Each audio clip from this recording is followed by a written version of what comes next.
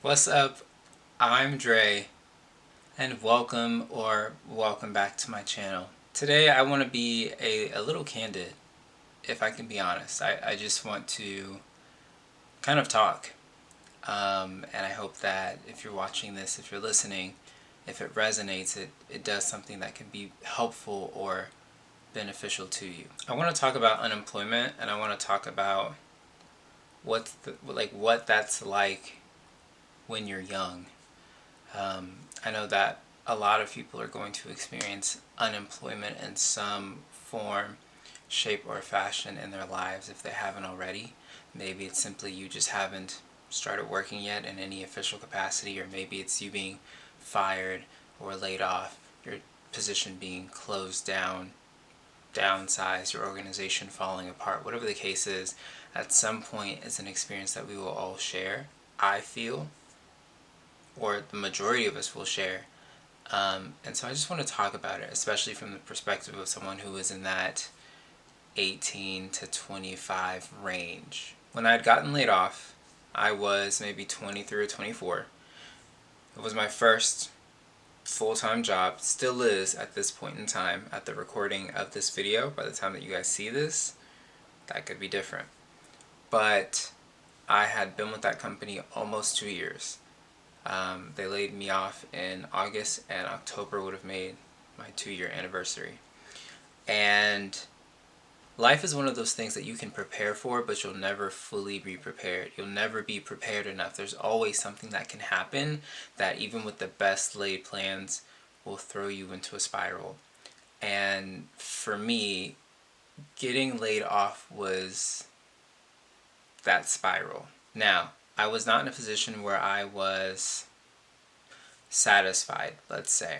And so I was hoping to kind of transition on my own terms anyway, but the money was enough to cover my expenses and things at the time, and I was for the most part living within my means. So bills were paid, I had a little bit of spending money on the side, and I was still saving something. There was stuff being saved so I could kind of build for the future. In my mind, moving out of mom and dad's house and getting ready to like fully live on my own, because that experience you have in college, unless you were like living in an off-campus apartment, isn't quite the same as when you like fully are living on your own and you're actually paying bills and rent and all of that stuff. And my mom was just like, have a plan.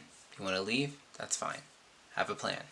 So I was trying to come up with a plan. I was trying to find jobs that would take me, and I figured if I could find something, even if it was part-time, I could use that, transition, and then I could use that free time to try and find something that would better suit me full-time. Or I could try to expand my hours at this part-time gig, try and make full-time money, and kind of coast until I found something that satisfied my desires, my needs, whatever the case is. But again, best laid plans, they went kaputs. I got laid off, I was unprepared, and while I had some savings on me, and they would have helped sustain me for a little while, the reality is you can save as much as you want, but at some point you will run out if there's not any income that's coming in. Now, I did get on unemployment for a while, but honestly that process brought me back to when I had first graduated college and the struggles I had even then with trying to land a job fresh out of school, and the frustrations I felt with like day in, day out applying, most times not hearing anything back, not getting interviews, occasionally auto rejections of my applications, my resumes, and it was disheartening to say the least. But I knew that if I wanted to make something of this experience and this opportunity, I could not give up. Another thing that helped me is my faith. I am religious, and so for me, the biggest thing was understanding that everything that I did was the physical component of the equation, and then there was a spiritual, divine component to the equation. So once I did my piece, it was time for me to let it go and let the divine handle everything, and release the anxiety, the stress, or the worry about that. And even if you're not like religious or spiritual, the reality is there's only so much that you can do physically anyway. And so at some point you have to be okay with doing your piece, your bit, and then letting it go and letting the chips fall where they fall. So not only was I applying to jobs and trying to get interviews and like doing research and trying to stalk people on LinkedIn and all of these things, with this extra free time I suddenly had, I was trying to capitalize on my creativity and my ability to process that and use that. So I was writing more for my books. I was creating content that I was hoping would translate into like good marketing and traction for book sales.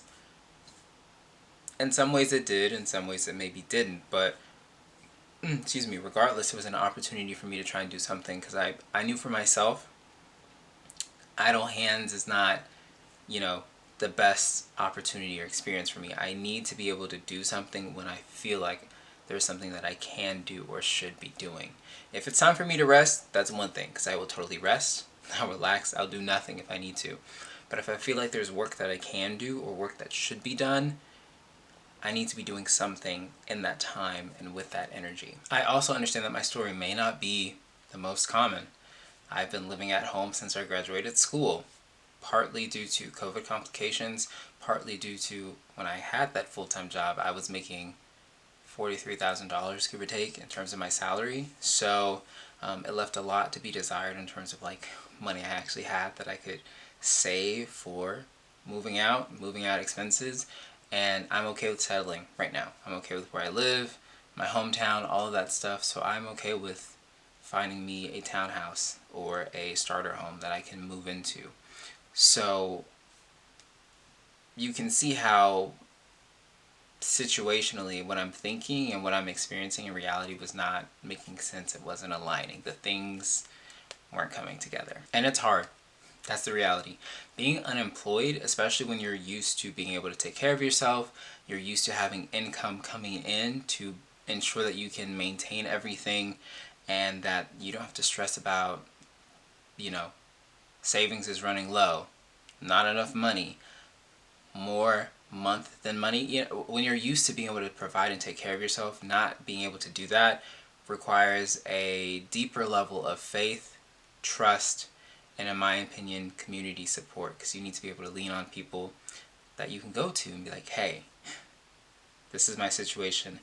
I am in need of assistance. Because maybe they can't supply you with things financially, and that's okay, but maybe they can provide you emotional support, because maybe you just need comfort.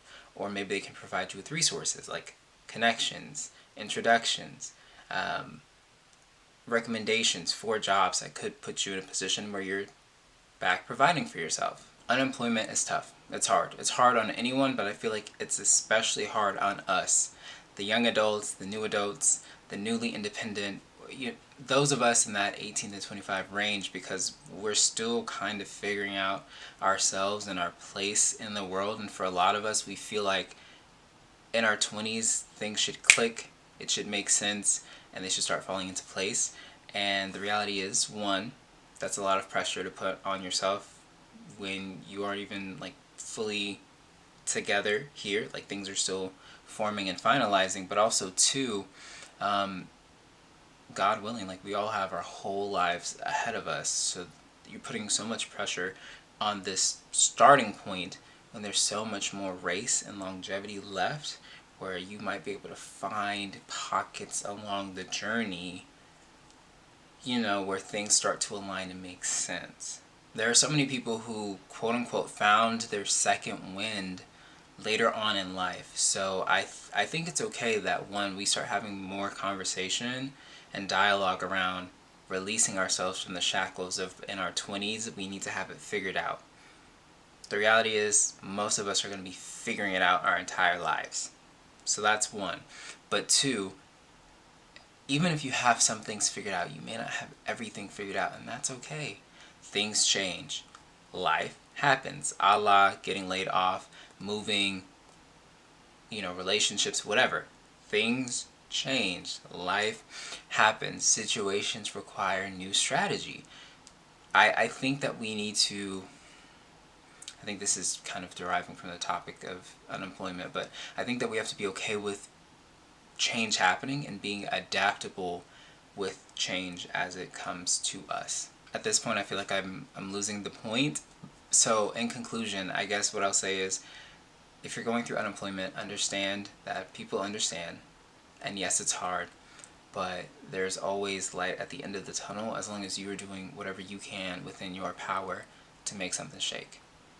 Whatever that looks like for you. Entrepreneurship, creative pursuits, finding another corporate job, going back to school, whatever.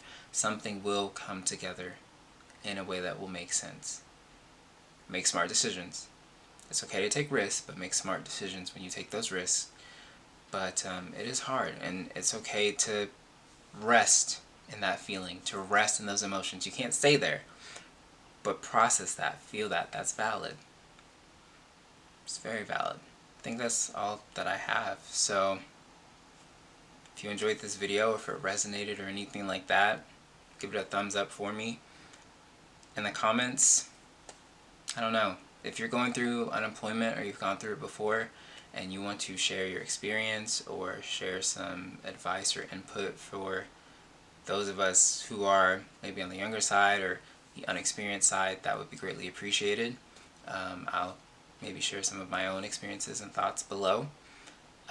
If you enjoyed this video, you enjoy my face, and you want to see more of it, feel free to subscribe and click the bell icon so you turn on notifications so you don't miss a future post. Again, I'm Dre, signing out, and I'll catch you in a future video.